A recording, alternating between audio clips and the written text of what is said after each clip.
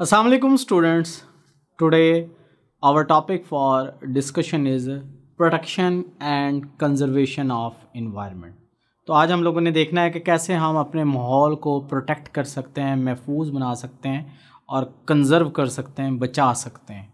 असल में हम जो टॉपिक डिस्कस कर रहे हैं that is biology helping in the service of Mankind, कि बायोलॉजी किस तरह से इंसानियत की फलाह के लिए काम कर रही है।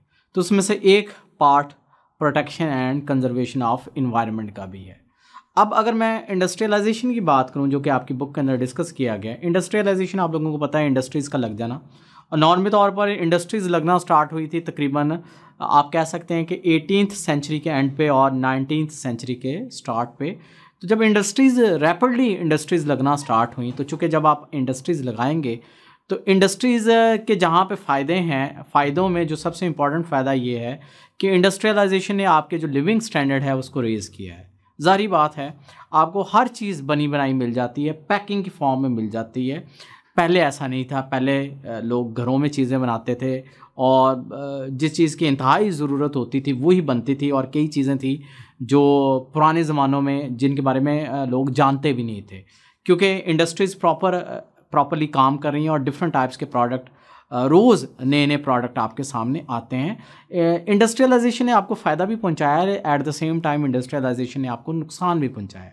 और नुकसान पहुंचाने में सबसे बड़ा नुकसान क्या है कि जो इंडस्ट्रियलाइजेशन है ये इन्वायरमेंटल पोल्यूशन का सबब बनती हैं। चूँकि जो इंडस्ट्रीज़ हैं, इंडस्ट्रीज़ ने हमारे जो इन्वायरमेंट है उसको डिस्ट्रॉय करने में बड़ा इंपॉर्टेंट रोल प्ले किया है, क्योंकि आप कह रहे हैं कि टन्स की तादाद में जो इंडस्ट्रियल वेस्ट हैं, जिनको हम एफ्लुएंट्स का नाम देते हैं, जो इंडस्ट्री से वेस्ट बाहर आता है, वो चाहे सॉलिड फॉर्म में बाहर आ रहा है, वो चाहे लिक्विड फॉर्म में बाहर आ रहा है, वो चाहे गैशियस फॉर्म में बाहर आ रहा है, तो अल्टीमेटली ये जितना भी वेस्ट है, जो एफ्लुएंट है, ये अल्टीमेटली आपके इन्वायरमेंट के अंदर रिलीज़ किया जाता है।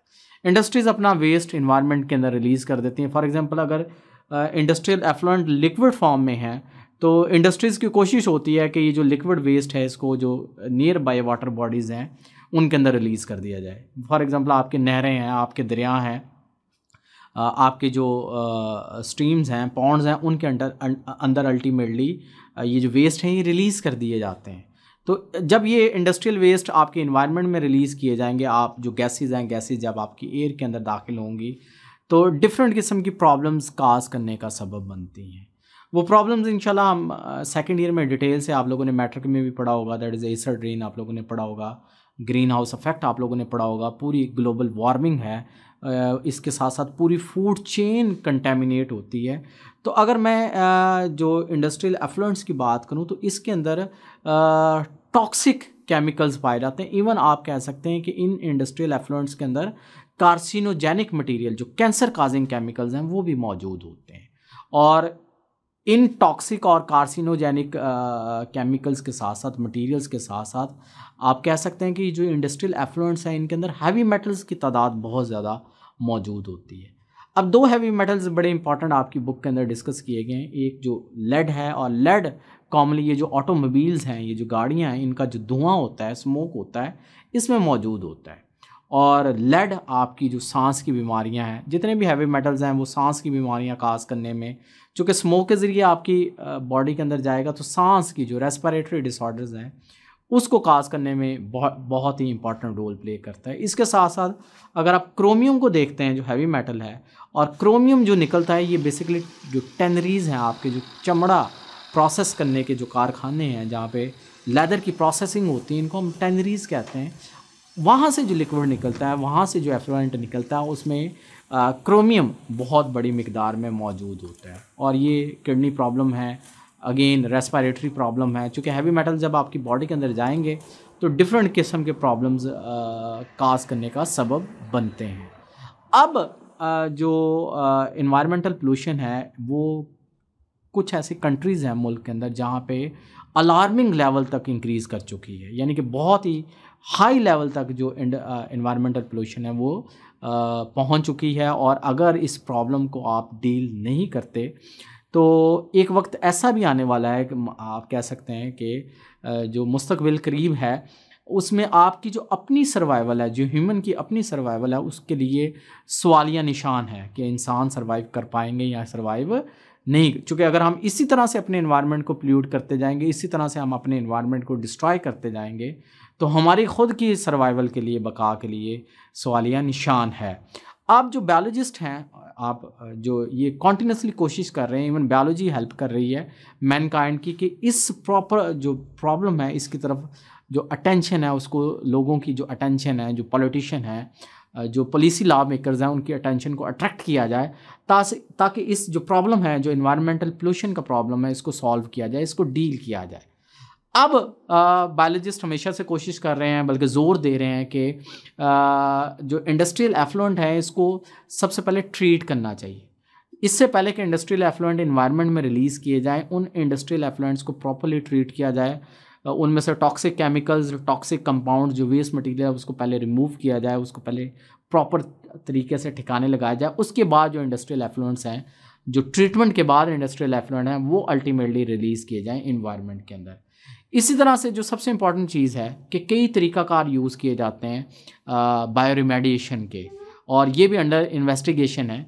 अगर मैं बायो रिमेडिएशन की बात करूं तो बायो हम लिविंग को कहते हैं, रिमेडी हम आप कह लें कि सोल्यूशन को कहते हैं, तदारुक को कहते हैं, सदेबाब को कहते हैं। कि अगर मैं प्रॉपर डेफिनेशन की बात करूं तो यूज़ ऑफ लिविंग ऑर्गेनिज्म, या आप कह सकते हैं रिमूवल और degradation of environmental pollutants bye means of living organism, कि आप इन्वायरमेंटल पोल्यूटेंट को, इन्वायरमेंट की आलूदगी को रिमूव करेंगे या तबाह करेंगे, डिग्रेड करेंगे, और किसकी मदद से आप करेंगे? लिविंग ऑर्गेनिजम्स की मदद से करेंगे। तो इस प्रोसेस को हम बायो रिमेडिएशन का नाम देते हैं। अब अगर बायो रिमेडिएशन की बात की जाए तो बायो रिमेडिएशन में डिफरेंट टाइप्स के लिविंग ऑर्गेनिजम्स को इस्तेमाल किया जाता है ताकि इन्वायरमेंटल पोल्यूशन को ट्रीट किया जाए। फॉर एग्जांपल एलजी बड़ा इंपॉर्टेंट रोल प्ले करते हैं कि ये बायो एब्जॉर्प्शन करते हैं हैवी मेटल्स की। वो पानी जिसके अंदर हैवी मेटल्स मौजूद होते हैं, ये उस पानी में से जज़ब कर लेते हैं, हैवी मेटल्स को एक्सट्रैक्ट कर लेते हैं। नतीजा क्या होता है कि वो वाटर आप कह लें कि पाक हो जाता है या साफ़ हो जाता है हैवी मेटल से।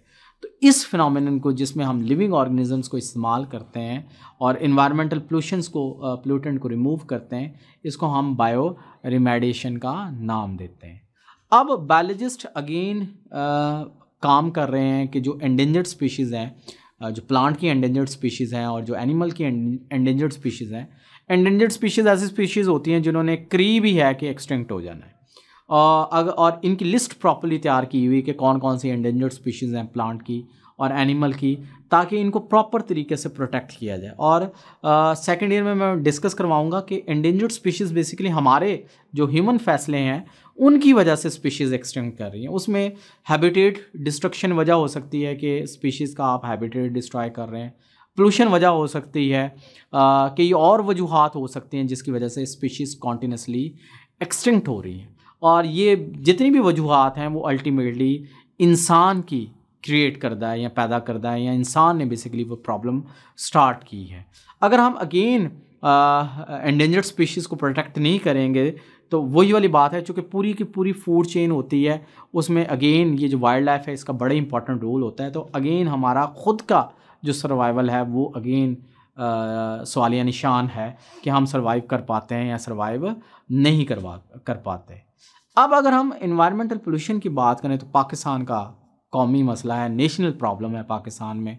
चूँकि पाकिस्तान में तो कोई कॉन्सेप्ट ही नहीं है कि हम प्रॉपर्ली जो इंडस्ट्रियल एफ्लुएंट्स हैं इनको ट्रीट करें।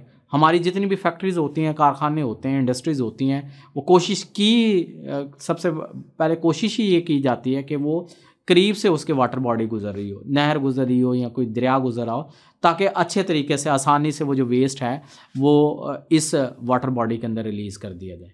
अब जब ये जितना भी इंडस्ट्रियल एफ्लुएंट है ये इन वाटर बॉडीज़ के अंदर रिलीज़ किया जाएगा तो ज़ाहिर बात है कि जो अंदर फ़िश है, फ़िश पॉपुलेशन है, उस पर अल्टीमेटली इफ़ेक्ट होगा। जब इतने गंदे पानी के अंदर जो पानी है जिसके अंदर टॉक्सिक मटेरियल है, ऑटोमेटिकली जो फ़िश हैं वो सर्वाइव नहीं करवा पाएंगी। अल्टीमेटली ये देखा गया है कि कॉन्टिन्यूसली जो फ़िश पॉपुलेशन है इसमें डिक्लाइन आ रही है, ये कॉन्टिन्यूसली ये कमी का शिकार है, यानी कि पॉपुलेशन कॉन्टिन्यूसली कम होती जा रही है। और जो फ़िश पॉपुलेशन है ये बहुत ही बुरे तरीके से मुतासिर हो रही है as a result of this particular environmental pollution. अब हमें कुछ ना कुछ स्टेप लेने पड़ेंगे, कुछ ना कुछ प्रोटेक्टिव मेजर्स लेने पड़ेंगे ताकि हम इस प्रॉब्लम का सामना कर सकें और इस प्रॉब्लम को अल्टीमेटली हम सॉल्व कर सकें। अब अगेन अगर आप अपनी सिटीज़ की तरफ आ जाते हैं तो सिटीज़ में अगेन वही वाली बात है, जो ऑटोमोबाइल्स हैं, गाड़ियाँ हैं, उनमें से जो धुआं निकल रहा है उसके अंदर लेड की बहुत बड़ी अमाउंट मौजूद है जो हम सांस के ज़रिए कॉन्टिन्यूसली इनहेल कर रहे हैं। इसी तरह से जो कोशिश की जानी चाहिए कि हम लेड फ्री पेट्रोल यूज़ करें, यानी कि ऐसा पेट्रोल यूज़ करें जिसके अंदर लेड मौजूद ना हो। और ये जो हमारा सीवेज वाटर है इसको और दूसरा ये जो इंडस्ट्रियल एफ्लुएंट है इनको प्रॉपर्ली ट्रीट होना चाहिए कि इससे पहले कि ये आपकी जो वाटर बॉडी हैं उनके अंदर रिलीज़ किए जाएं, ताकि हम अपने माहौल को प्रोटेक्ट कर सकें और हम अपने माहौल को कंजर्व कर सकें। अल्लाह हाफ़िज़। ये चैप्टर आप लोगों का कंप्लीट हो गया। इंशाल्लाह हम सेकंड चैप्टर की तरफ चलेंगे।